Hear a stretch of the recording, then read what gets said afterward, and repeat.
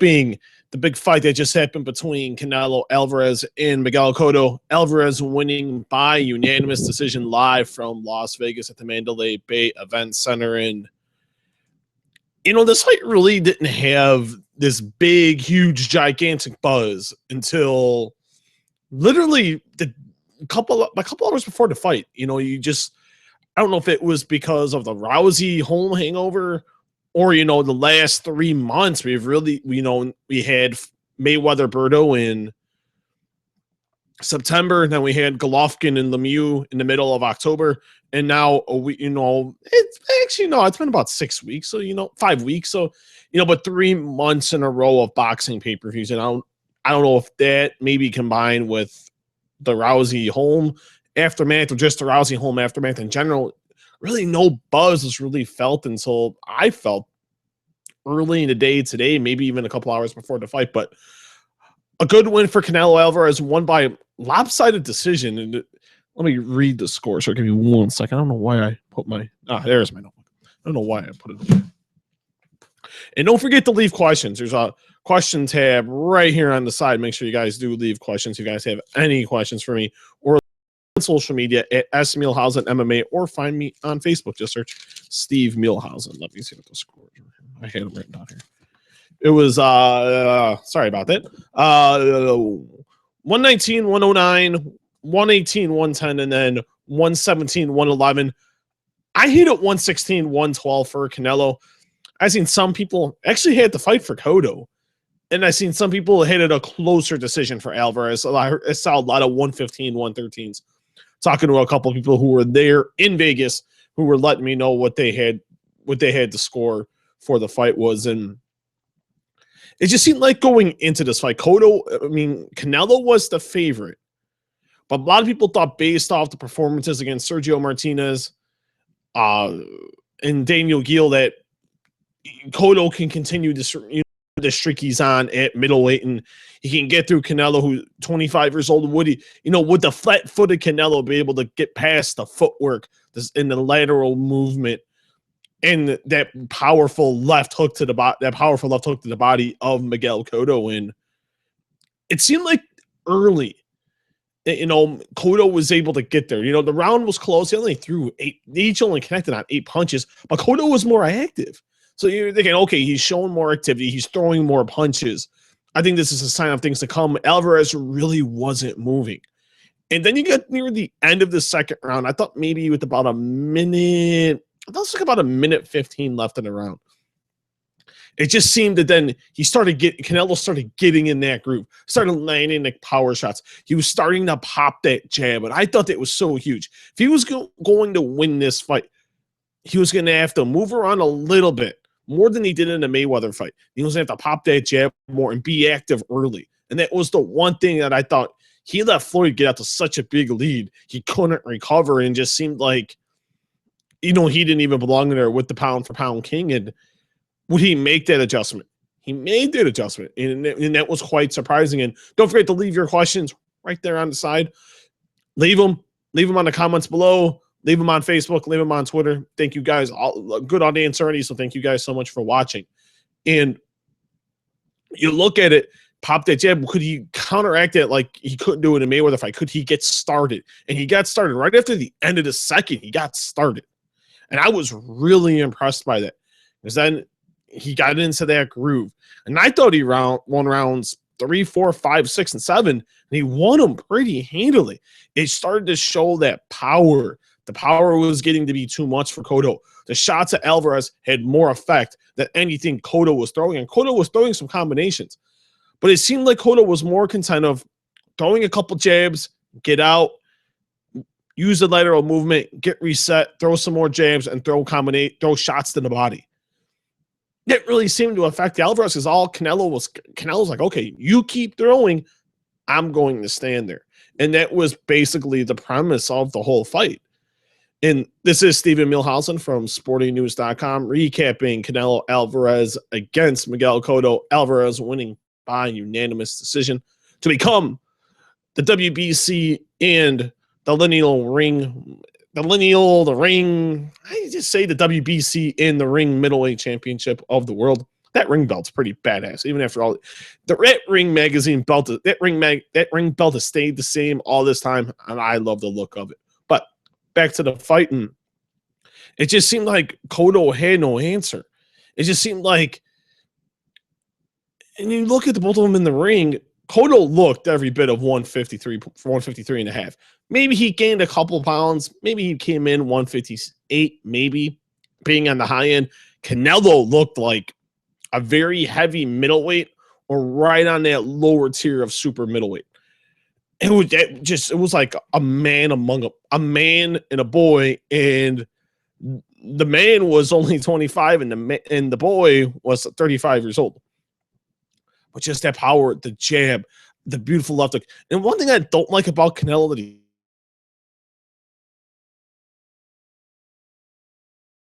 upper body movement to where he's got all that power and he can turn into his punches, where he could stand flat-footed. He doesn't stand on his tippy toes and generate that power from there.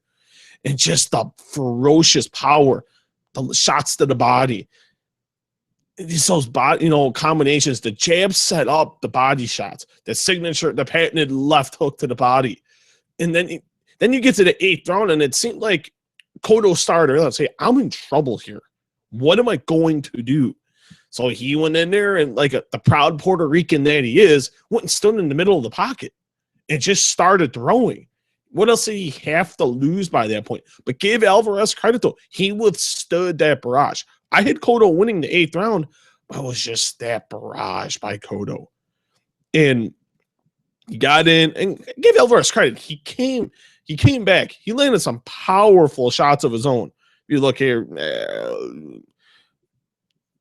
it was the right hook, and then Cotto came back though with some body shots, and then Canelo came back with some of his own, and then Cotto started, and he's like, you know what, okay, let's step back, pop that jab, in a ruling, a couple combinations to control the rest of the round. But that seemed to wear Cotto down. As that fight, it seemed like that was Alvarez took the best shot of Cotto, and that was Cotto's last stand. I had Cotto winning only one round the rest of the fight. I think that was the 11th. He didn't have anything. He went, as I put in the article I wrote for Sporting News, in the 8th round, he went into the Lions Den. He went in there thinking, okay, I have to go in, and if I'm going to finish him, I'm going to finish him now. Canelo has all this momentum. He won rounds 3 through 7. I have to do something now. He figured me out. This power is starting to become too much. I have to try to go out and win. He tried to go out on his shield, and I give Miguel Cotto a lot of credit for that. But it was just that the power proved to be too much. Cotto can throw 6. Alvarez can throw 1. The 1 shot was more effective than the 6. It was just a bad fight. I don't know why Freddie Roach thought this would be a good fight for Miguel Cotto. This isn't the Canelo Alvarez Freddie Roach saw 5 years ago when he first came. Actually, when Canelo first came into the United States and went into the wild card gym just to train, so he can trying to get established at a gym here in the States.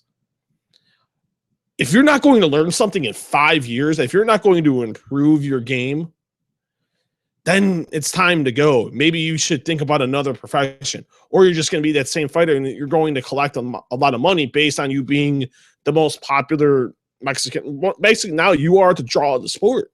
If you really want to look at it, Floyd's gone. Pacquiao's on his way out in April. It's you. You got Golovkin, and Klitschko, maybe, kind of, sort of, but you really have to look at it that way. And he stepped up. He improved his game. This was a bad matchup for Miguel Cotto. I didn't like the fact that Freddie Roach just thought, okay, he's flat-footed. He's still flat-footed, but Canelo showed more movement. He showed more boxing. He was popping the jab, side to side, lateral. It wasn't side to side lateral movement. He was still moving when he needed to. He ducked the shots. He showed holes. He showed more improvement going from the loss to Mayweather to this other big fight. And you got to give Alvarez a lot of credit. He keeps taking big fights. But before we get to Alvarez, what's next for Cotto? This is Steven Milhausen, sportingnews.com, and I am recapping Canelo Alvarez's victory over Miguel Cotto, probably a little bit more than an hour, about an hour and 20 minutes ago from Las Vegas on pay-per-view. And a lot of the comments I was seeing on Twitter, this was a better fight than what, this was going to be the action fight that we didn't get in May. This was the action fight that we didn't get in May. And I put it on Twitter. I saved $30.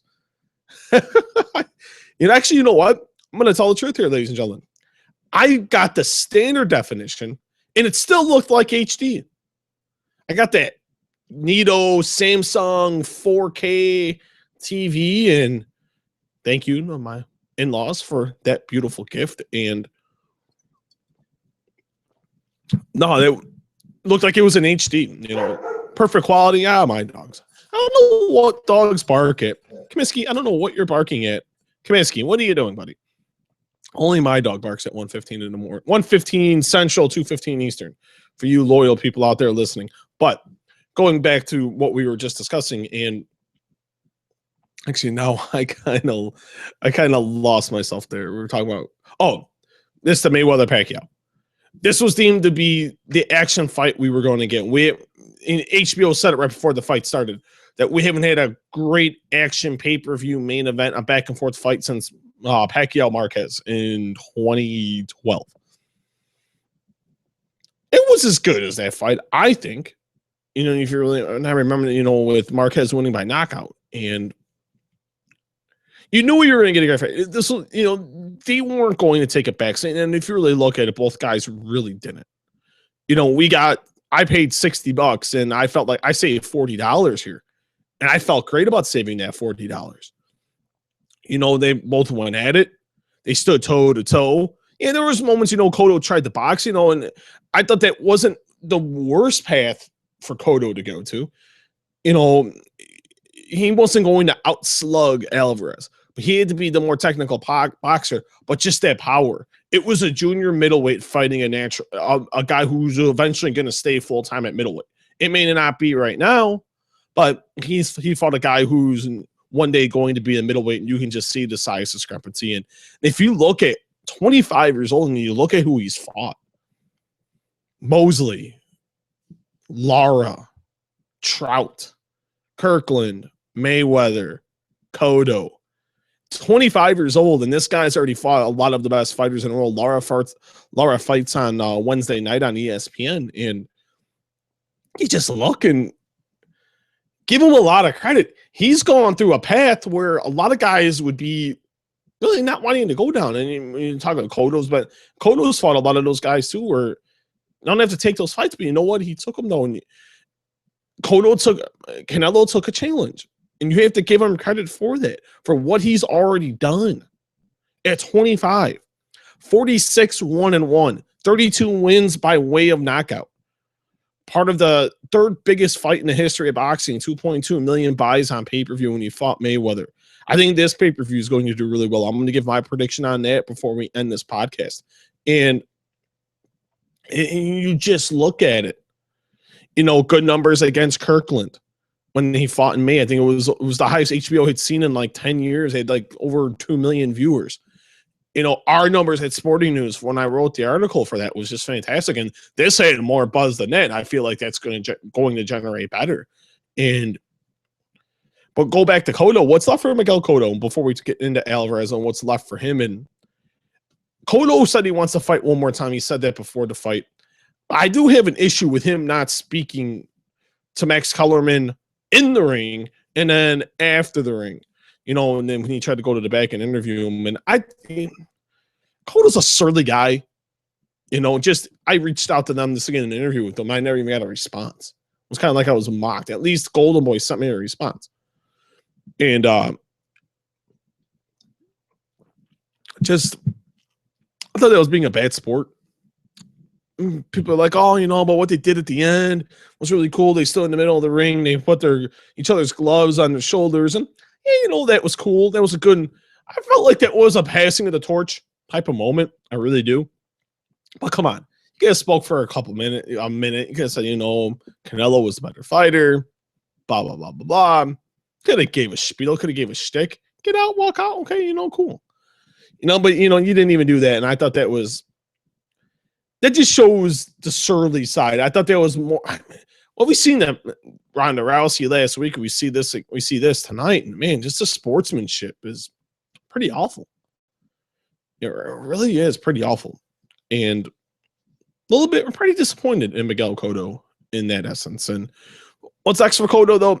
If he's gonna fight one more, he's still viable. He's still a draw. Let's just make that above. He made $15 million, minimum $15 million for this fight. So I don't know how he made 15 and the minimum for Alvarez was 5.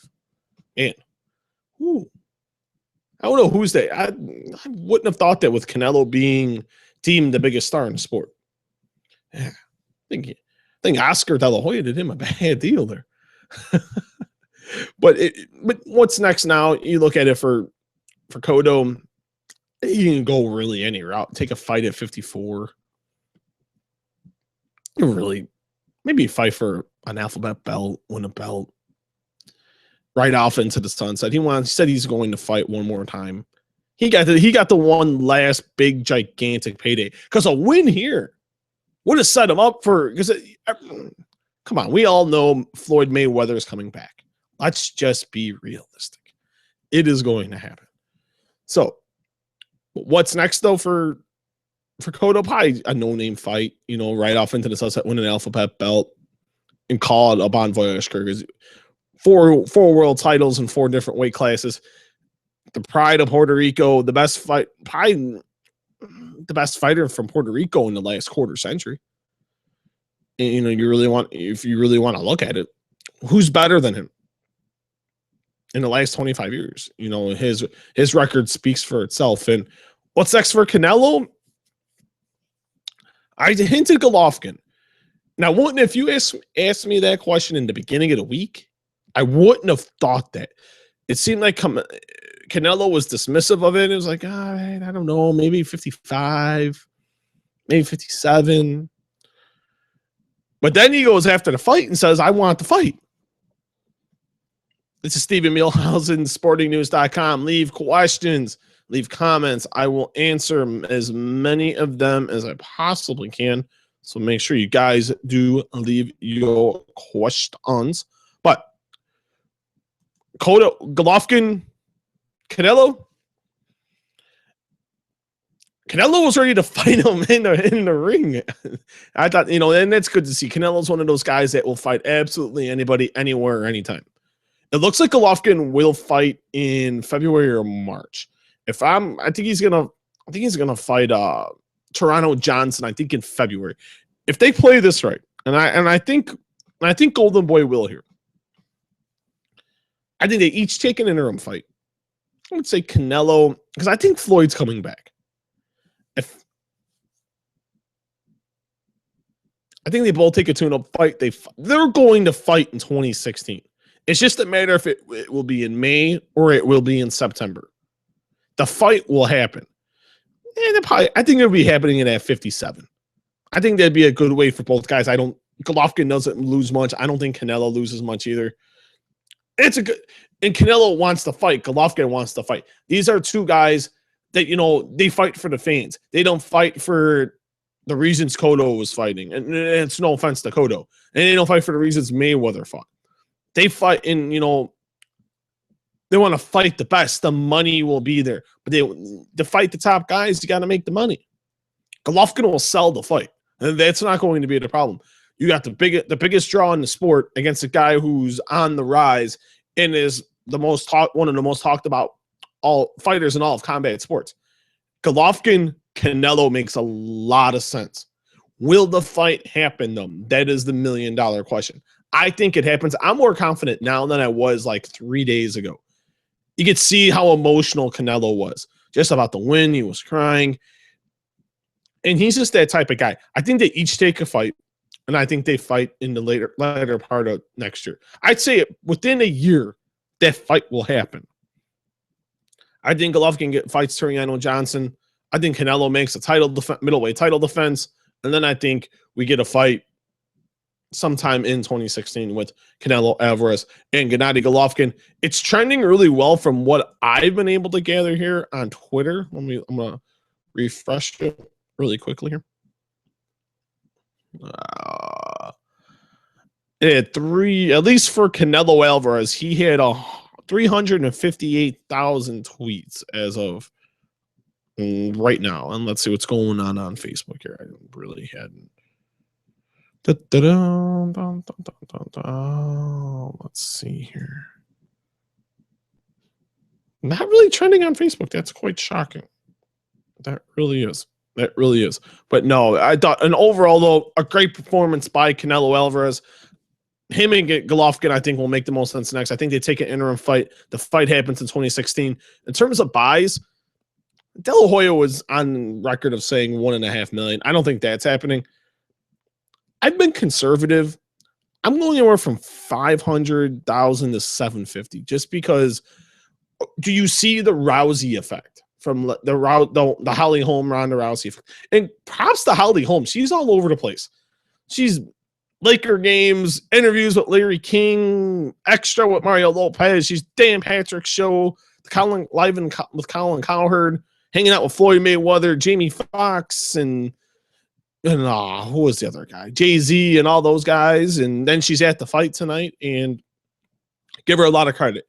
And she got the biggest ovation. She got a loud ovation. She got a lot of ovation and Golovkin and Charles Barkley. She got the loudest ovation of everyone they showed. So I thought that was quite telling. And man, props to Holly Holm.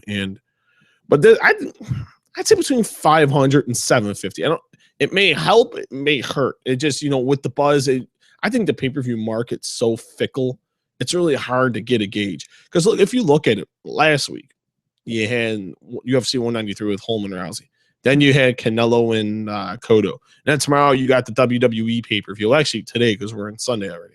Then you got WWE Survivor Series. Not as well on pay-per-view, because now they're mainly with the WWE network, but still the fact that you have them people, still ordering their shows live on pay-per-view. So I'm very intrigued by what the number will be. I think if it's anything above 500, it has to be deemed a success. Just because you look at Mayweather Pacquiao did 4-4. Floyd's fight with Berto did 450. The Golovkin fight, it's hovering around like 160 from what I'm being told. So a little bit above projections, even though some websites, we're not going to name names. I'm not going to name names because I'm not like that. But we're massively undergrossing that, and it just wasn't Golovkin's first four-way. And let's just call it a spade. David Lemieux wasn't the most marketable guy, and you budgeted for 150. You were expecting 150, and you got a little bit above that. So that's overall that's a good thing. And Golovkin Canelo, I think, does very well. But you can follow me on Twitter at @SMuehlhausen MMA, MUEHLHAUSEN.